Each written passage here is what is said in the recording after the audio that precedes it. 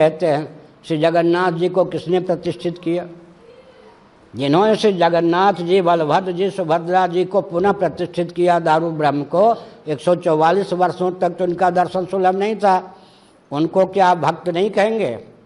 क्या जिन्होंने बद्रीनाथ जी को पुनः प्रतिष्ठित किया उनको आप भक्त नहीं कहेंगे? जिन्होंने द्वारकानाथ जी को पुनः प्रतिष्ठित किया उनको आप भक्त नहीं कहेंगे? और जो आकाश मार्ग से उड़े गमन करने वाले भगवान शंकराचार्य जी ने मंडन मिश्र के यहाँ आकाश मार्ग से गमन किया या नहीं? अपनी माता का दर्शन करने के लिए आकाश मार्ग से गमन किया या नहीं?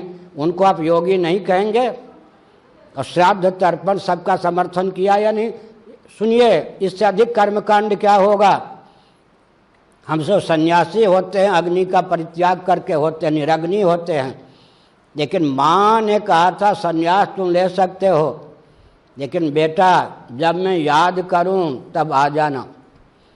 और एकलौता बेटा हो, बेटा का पुत्र का जो दायित्व है उसका निर्वाह करना, इसका मतलब मेरा दाह संस्कार तुम करना।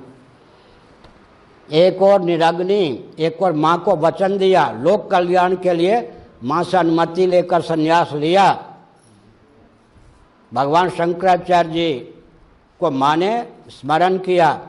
भगवान शंकराचार्य अकेले ही शिष्यों को छोड़कर नभो मार्ग से माँ के पास पहुँच गए। माँ ने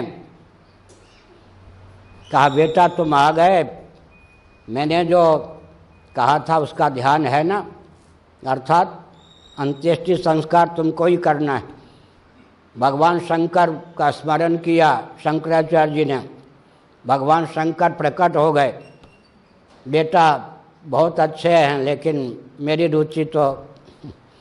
तब अपने कुलदेव भगवान श्री कृष्ण का स्मरण किया। किन्होंने? शंकराचार्य जी ने।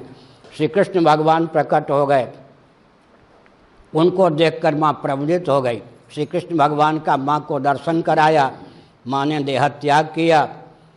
अब जाति बिरादरी वालों को शंकराचार्य ने कहा माँ को वचन दे चुका हूँ, दाह संस्कार। उन्होंने कहा सन्यासी हो पतित माने जाओगे, हम अग्नि भी नहीं देंगे।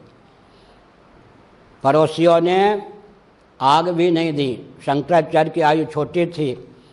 माँ के भुजदंड का मंथन करके किसी तरह से घर के बाहर ले गए।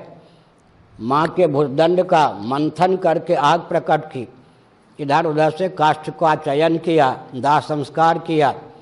फिर उन्होंने अपनी बिरादरी वाले निम्बूदरी पाद ब्राह्मणों को शाप दिया, तुमने माँ की अंत्येष्टि में मेरा साथ नहीं दिया, तुम्हारे यहाँ जो मरेंगे दरवाजे पर ही उनका दाह संस्कार होगा। ये शाप दरवाजे पर, घर के बाहर ही तुम्हारे यहाँ सबका दाह होगा, क्योंकि मुझे अपनी माँ का दाह करने के लिए स्मशान तक ले जाने में सहयोग नहीं दिया, आग भी नहीं दी।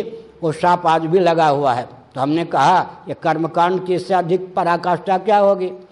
कर्मकांड की रक्षा शंकराचार्य जी ने की, उपासना कांड की रक्षा की, योग की रक्षा की, और क्या की? ज्ञान की रक्षा की। हो गया।